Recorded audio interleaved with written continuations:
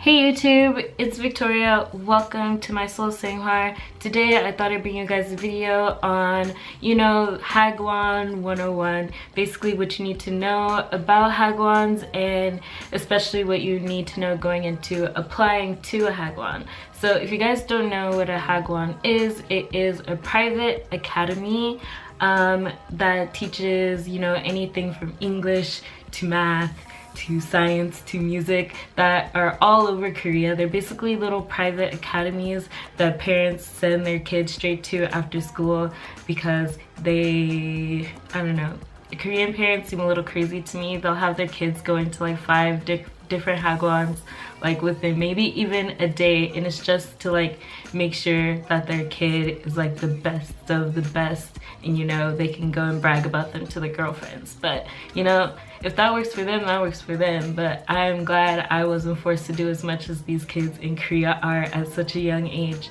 But basically, Hagwon equals private academy, and it is a different route than, say, teaching at a public school with, EPIC or Talk. You get to apply directly to the areas that you want to be placed in, and that's personally why I chose applying to a Hagwon over applying to a program to come to Korea, because I really wanted to come back to Seoul, and the odds of getting placed in Seoul with any other sort of program is like basically 0. So when you decide you want to apply for a Hagwon, you probably want to start preparing your documents right away. The prime time season for I think most of the big Hagwons when they're looking for teachers, I believe, is in March and August. I would advise that you start preparing your materials at least 3 months beforehand, because you never know what is going to happen and what's going to take super long, especially if you're about to graduate from university and you're probably going to be having to wait for your diploma. So you want to have all of the other stuff done already, because it'll like the amount of stress you will avoid is like huge. I can't even tell you how stressed I was going into this, because after I graduated last May, and I kind of decided last minute that I would, actually go to Korea and teach, because I had been weighing a bunch of different options, and I finally decided in May that like, yes, this is what I'm going to do. And May is when I started preparing all of my documents, like right before my graduation. And the first thing that I got, because I knew it would probably take a while, was my criminal background check. In order to get that, you need to get fingerprints first. After I got my fingerprints done, I sent them to like this agency that specialized in like background checks, and I believe they apostilled them as well. I will put that link in the description bar so you guys can use that website. It was really convenient because they got you your background check, and after they did that for you, they sent it to whatever office needed to go to be apostilled, and then they sent it back to you. And I believe that process took about 2 weeks to get done, which was a lot faster than I thought it would be. But if you add the time of like getting your fingerprints and actually having to mail everything and then getting it back in the mail, I would say it was like maybe like a 3-week span that took. I also had to get a photocopy of my passport size photos, which I just went and took at a local post office. And you have to have a resume. On your resume you want to put any experience you might have had teaching people, working with other people, especially with kids. You want to get your apostilled photocopy of your bachelor's degree. That is what took the longest for me, since I was applying for jobs right after graduating.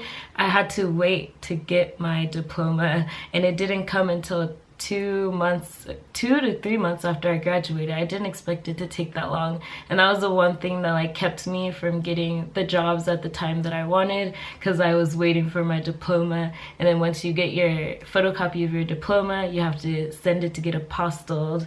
And I made the mistake of, when I was getting mine apostilled, of sending it directly to the Secretary of like California State Office, and that took super long. And then at the end of that, I had something wrong on my application paper, so they sent it back to me without an apostille at all, which was like the most stressful thing ever.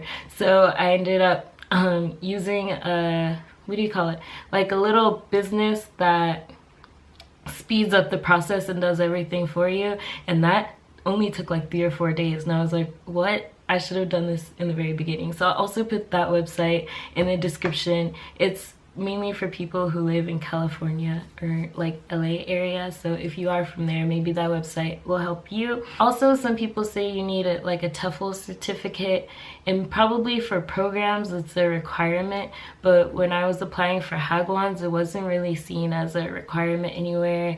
And I got my Tefl certificate just because I originally was thinking about applying to Epic, but I ended up changing my mind, of course. But you know, it's good to have, you know, just in case. But I know a lot of people who have great jobs here in Korea and who never got their Tefl certification, so I don't think that's a huge thing to do if you want to work at a Hagwon. I don't think it will affect the kind of job you get or how much you get paid that much, really. You definitely want to have a lot of these in the works of getting finished, or, you know, near completion before you start emailing recruiters at all, because they're going to ask you like, have you got, you know, your visa documents prepared yet? You know, how much do you have left to do? And I think that'll affect like how much they're willing to help you and send more jobs to you, is how much you're finished with that process. So you definitely want to get started on that right away as soon as you can before applying. So when you're trying to apply to a Hagwon, you're probably going to be using Dave's ESL Cafe the most. That's what I started using off of, you know, friends' recommendations. And I also asked my friends who had already taught in Korea and were also looking for jobs in Korea, who they were emailing, which recruiters they emailed, and I asked for those contacts. When you are emailing the recruiters, you usually need to send a headshot. You need to send your resume, you need to send, you know, what's your status on your visa documents, and I think, you know, how much you want to be paid, what location you want to be in, and when you can start. So I say that's about like 6 things that you want to definitely have in that email you're sending to recruiters. And they'll probably put that on their posting on Dave's ESL Cafe, what they want you to put in the email once you email them. You want to make sure you're selling yourself in the subject of that email. So my subject was, you know, whatever type of school graduate looking for positions in Seoul. Especially if you went to a good school, you know, put that school in the front, because, you know, Korea really cares about them credentials. So if you got good credentials, you want to show that in your email, because that, you know, doubles the chances that they're going to click on it. So make sure you do that. Make sure you have a good picture. Make sure you really bump up your resume to look good. If you have a certificate in teaching, if you're an English major, make sure you make that, you know, very known, because, you know, you're probably more likely to interest people who are looking for people to put in their jobs. What else can I say?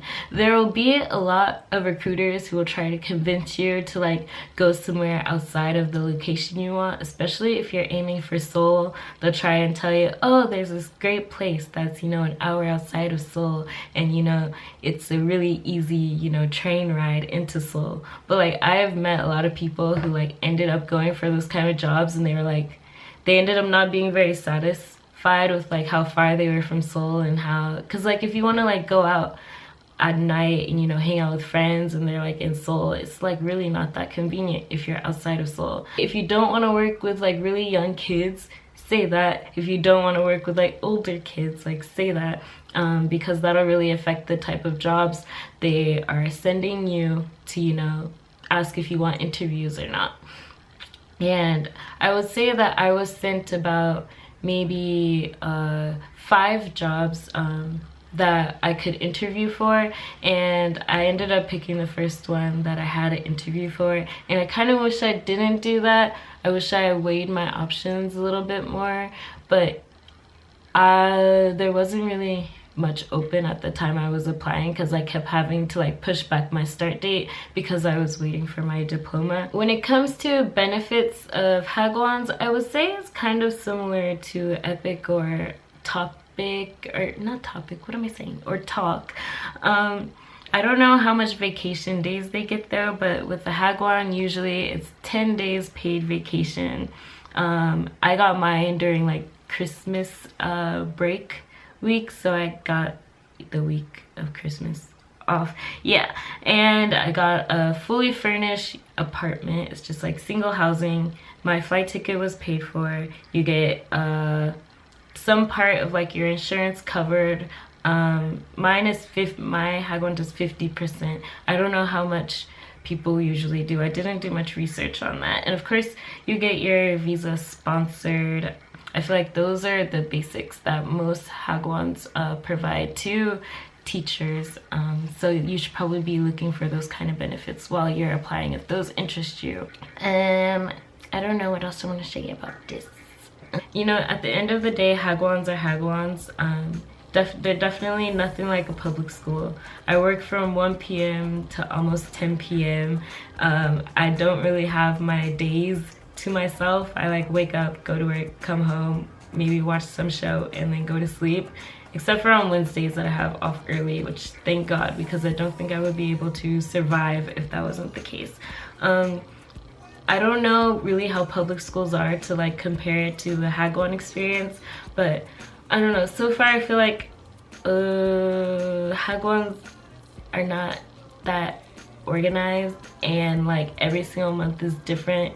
You have a different class all the time. You're teaching a different topic in a bunch of different classes every day. I feel like I'm blanking and I probably forgot like a whole bunch of shit, but if you guys have more questions or things you want to know about Hagwons, please leave them in the comments and I'll try to give as detailed answers as I can, because I feel like I was talking fast in this video and maybe didn't get to everything and it might have been a little confusing, but I'll try to edit it real good so you guys understand what I'm saying. But yeah, I think that's it for me right now. I will see you guys in my next video. Definitely leave things in the comments about what you want to see from me and any questions you have, and I will definitely answer them. Like, comment, and subscribe, and you can find me on social media at Victoria Hines. Hines spelled like the ketchup. See you guys next time. Bye!